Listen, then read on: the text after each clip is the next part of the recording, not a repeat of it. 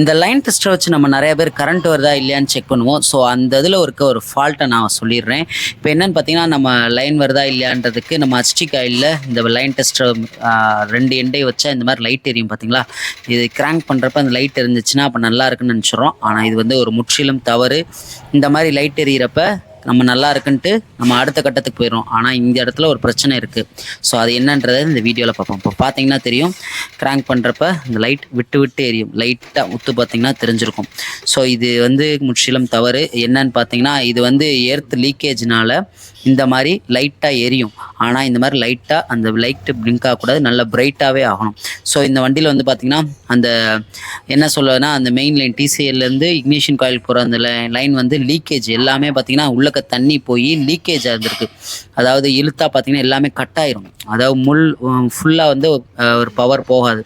So அதனால பார்த்திங்கன்னா நம்ம கரண்ட்டு வராமல் இருக்கும். ஒரு சில நேரம் விட்டு விட்டு கூட வரலாம். ஸோ அந்த மாதிரி இதுக்கு பார்த்தீங்கன்னா இங்கே எல்லாத்தையும் பிரித்து பாருங்கள். இந்த கீழே தான் மெயினாக வந்து தண்ணிலாம் சோக்காகி அந்த பிரச்சனை வரும். ஸோ இதெல்லாம் சரி பண்ணப்பட்டு எப்படி அந்த லைன் டெஸ்டரில் கரண்ட் வருதுன்னு பாருங்கள்.